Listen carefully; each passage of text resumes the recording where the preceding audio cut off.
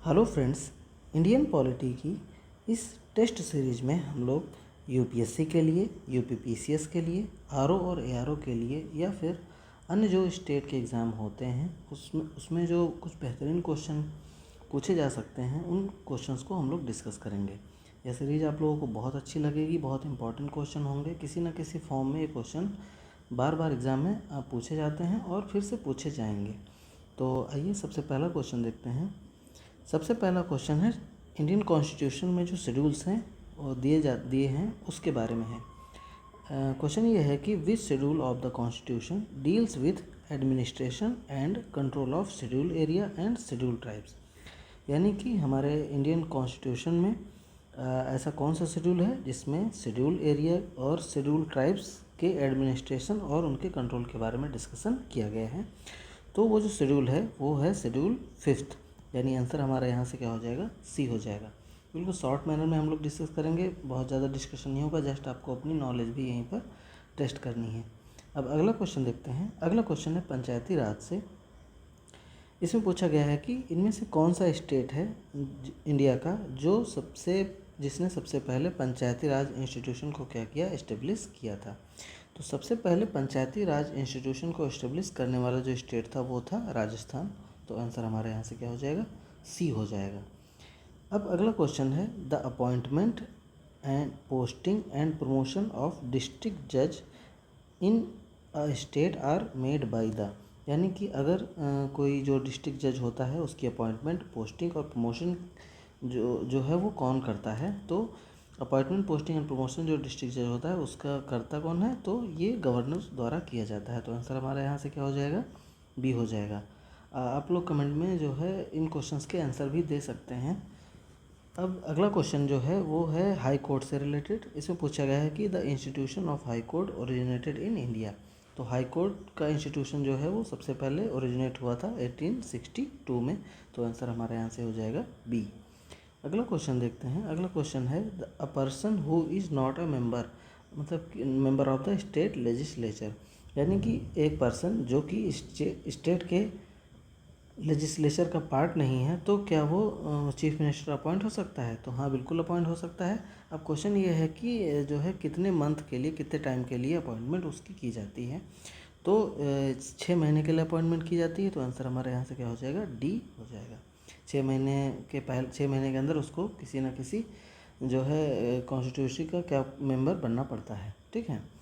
अब अगला क्वेश्चन है गवर्नर से ही रिलेटेड। इसमें पूछ रहे हैं कि जो है कौन से कॉन्स्टिट्यूशनल अमेंडमेंट एक्ट के द्वारा ये बताया गया था कि जो गवर्नर होता है एक ही पर्सन 2 या 2 से अधिक स्टेट का गवर्नर अपॉइंट किया जा सकता है। तो ऐसा जो है 7th कॉन्स्टिट्यूशनल अमेंडमेंट एक्ट के द्वारा फिक्स कर दिया गया था, बता दिया गया था कि जो कोई एक पर्सन है वो गवर्नर बन सकता है 2 या 2 से अधिक स्टेट्स का। अब अगला क्वेश्चन देखते हैं क्या है। तो अगला क्वेश्चन है ग्राम सभा से रिलेटेड। क्वेश्चन ये है कि ग्राम सभा बेसिकली होती क्या है। तो ग्राम सभा जो होती हैं वो एक विलेज असेंबलीज होती हैं जिसमें उस असेंबली के यानी उस विलेज के जितने भी रजिस्टर्ड वोटर्स होते हैं वो इंक्लूड होते हैं। तो आंसर हमारा यहाँ से हो जाएगा ए। नेक्स्ट क्वेश्चन देखते हैं। नेक्स्ट क्वेश्चन है the power of judiciary to examine the constituency of legislative enactment and executive order of both the central and state government. यानी कि जब कोई सेंट्रल गवर्नमेंट या स्टेट गवर्नमेंट कोई बिल पास करती है तो उसको एग्ज़ामिन करने की जो पावर होती है, और या फिर कह सकते हैं कि जो सुप्रीम कोर्ट होता है उस एक्ट का कॉन्स्टिट्यूशनलिटी या जो चेक करती है उसको क्या बोलते हैं, तो उसको बोलते हैं जुडिशियल रिव्यू। तो आंसर हमारे यहाँ से हो जाएगा बी। अब अगला क्वेश्चन देखते हैं the Lok Sabha can remove the council of minister from office by passing. यानी कि जो लोकसभा होती है उसमें जो काउंसिल ऑफ मिनिस्टर्स होते हैं उसको कैसे रिमूव किया जाता है। तो उसको रिमूव करने की जो प्रोसेस होती है उसको नो कॉन्फिडेंस मोशन बोला जाता है। जब ये नो कॉन्फिडेंस मोशन पास हो जाता है तो लोकसभा क्या हो जाती है, डिसॉल्व हो जाती है। यानी सभी काउंसिल ऑफ मिनिस्टर्स को क्या करना पड़ता है, रिज़ाइन करना पड़ता है। अब अगला क्वेश्चन देखते हैं कि how many states in India have by cameral legislature. यानी कि इंडिया में ऐसे कितने स्टेट हैं जिनमें जो है कह सकते हैं कि लोअर हाउस और अपर हाउस दोनों होते हैं। ठीक है। तो ऐसे जो हैं वो 6 स्टेट हैं। तो कौन से हैं? आंध्र प्रदेश, महाराष्ट्र, कर्नाटका, तेलंगाना, इसके अलावा बिहार और उत्तर प्रदेश। तो ये 6 स्टेट्स हैं जहाँ पर बाईकैमरल लेजिस्लेचर है। अगला क्वेश्चन देखते हैं। अगला क्वेश्चन है कैग से रिलेटेड, यानी कि controller and auditor general of India. तो क्वेश्चन ये है कि जो ऑडिट की रिपोर्ट होती है कैग के द्वारा जो प्रस्तुत की जाती है, वो किसको प्रस्तुत की जाती है, मतलब किसको दी जाती है, सबमिट की जाती है। तो कैग जो है वो अपनी रिपोर्ट प्रेसिडेंट को सबमिट करता है, क्योंकि प्रेसिडेंट ही कैग का अपॉइंटमेंट करता है। अब अगला क्वेश्चन है नेशनल एंथम से, कि हमारा जो नेशनल एंथम है उसको जो है कब अडॉप्ट किया गया था कॉन्स्टिट्यूएंट असेंबली के द्वारा। तो नेशनल एंथम को अडॉप्ट किया गया था 24 जनवरी 1950 को।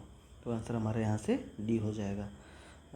अब नेक्स्ट क्वेश्चन है under which article of the constitution provision for assent to bill has been made, यानी बिल की असेंट का प्रोविज़न जो है किस आर्टिकल के अंदर में इंडियन कॉन्स्टिट्यूशन में दिया गया है। तो आर्टिकल जो 111 है उसमें असेंट टू बिल्स की बात की गई है। तो आंसर हमारा यहाँ से हो जाएगा सी।